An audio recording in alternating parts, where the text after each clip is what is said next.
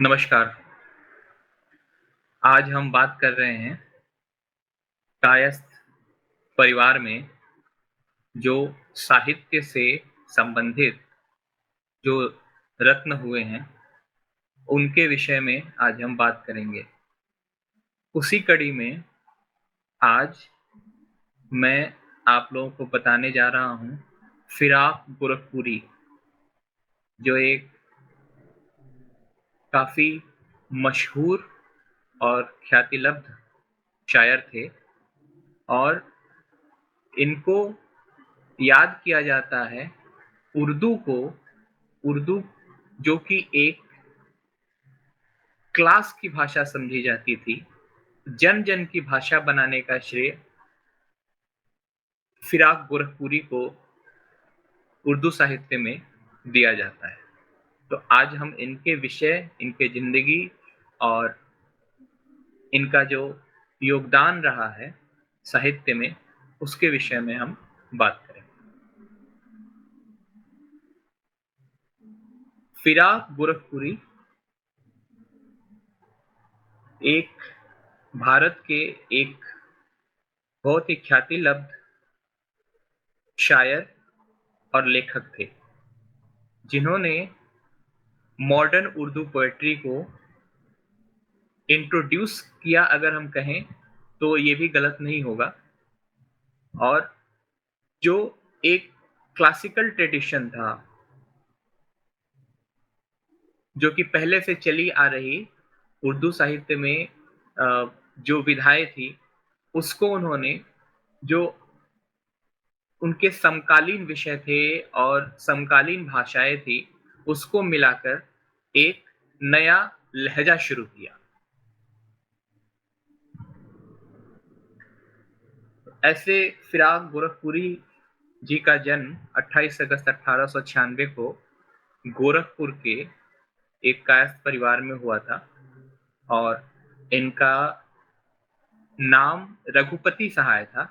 फिराक गोरखपुरी इनका pen name था, जिससे कि जिसका उपयोग करके वो अपनी साहित्य रचना किया करते थे, और इनका जो असली नाम था वो रघुपति सहाय था।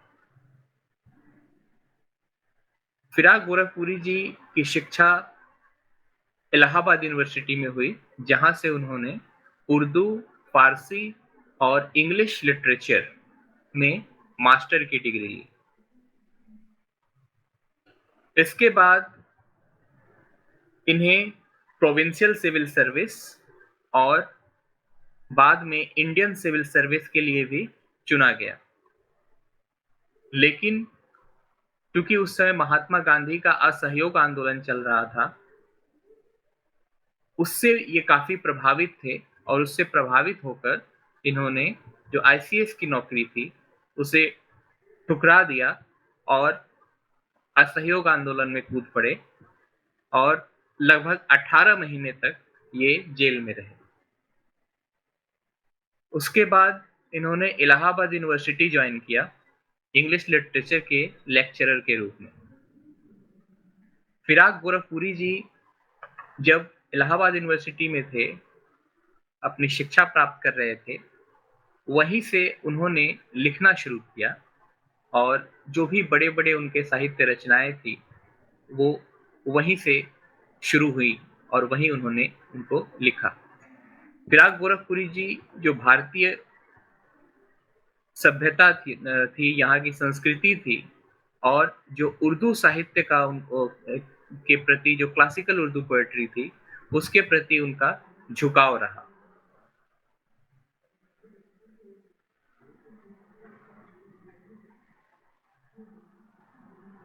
फिराक गोरखपुरी जी ने जिन विधाओं में काम किया उर्दू साहित्य के, उसमें उन्होंने जो शुरुआत की थी वो गजल से की थी। तो गजल, रुबाइयत और जो कविताएं थी या शेरो शायरी थी, वो उस पे उन्होंने मुख्य रूप से काम किया। जैसा कि मैंने पहले बताया कि पहले जो उर्दू एक भाषा हुआ करती थी, जो कि एक क्लास की भाषा हुआ करती थी, एक सर्टेन क्लास की भाषा हुआ करती थी और एक अपर क्लास की भाषा हुआ करती थी, उसको जन-जन की भाषा बनाने का श्रेय इन्हें दिया जाता है।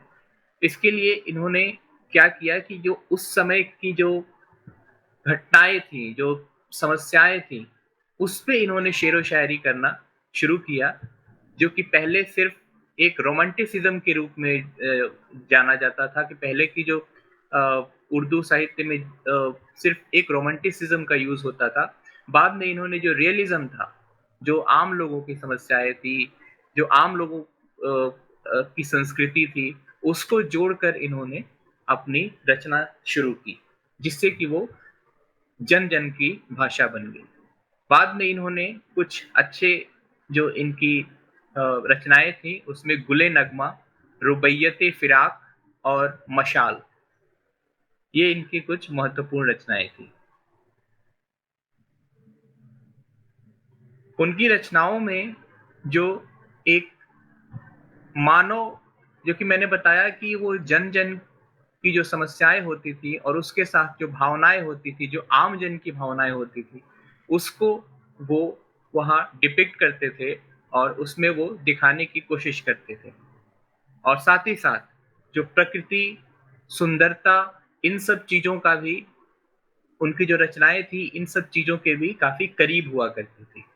इसके साथ ही साथ उस समय के जो समकालीन सामाजिक, राजनैतिक स्थितियाँ थी और जो लोग जी रहे थे, जो ज़िंदगी जी रहे थे, उससे संबंधित भी उन्होंने रचनाएँ की।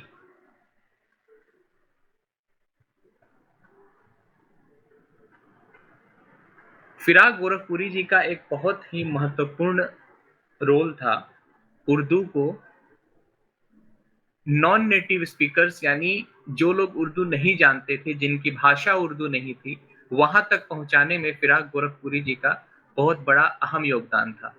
कहा जाता है कि अलग-अलग क्षेत्र की भाषाओं को और उन भाषाओं में जो शब्द इस्तेमाल हुआ करते थे, उसको उन्होंने उर्दू के साथ मिलाया और मिलाकर वो साहित्य रचना किया करते थे। जिससे कि वो ऐसे लोग जो उर्दू नहीं जानते थे, उनकी भी भाषा बन गई।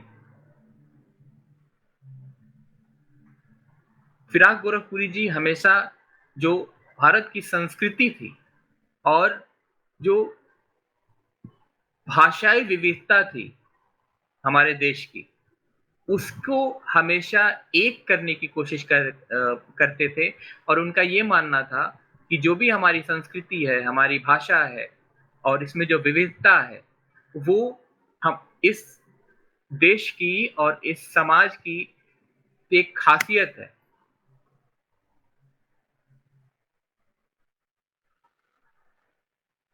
उनकी रचनाओं के लिए उन्हें 1960 में साहित्य अकादमी अवार्ड दिया गया उर्दू साहित्य के लिए।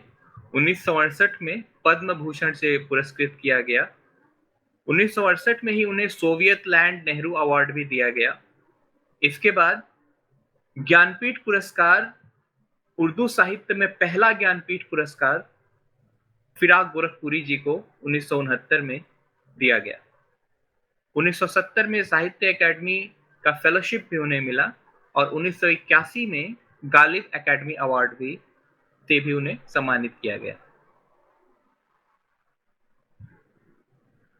तो इस तरीके से फिराक गोरखपुरी जी जो मॉडर्न उर्दू पोएट्री थी और जो उस समय का जो एक उर्दू साहित्य की जो परंपरा थी, उससे अलग हटकर और एक समकालीन साहित्य को उसमें ब्लेंड करके उन्होंने एक नई तरह की विधा प्रस्तुत की, जिससे कि एक साहित्यिक विचार लोगों तक पहुंचा और उर्दू का जो विचार था, उर्दू की जो आइडियोलॉजी थी, अपनी आइडियोलॉजी जो थी उर्दू की, वो लोगों तक पहुंचा। इसमें उनका बहुत बड़ा योगदान है।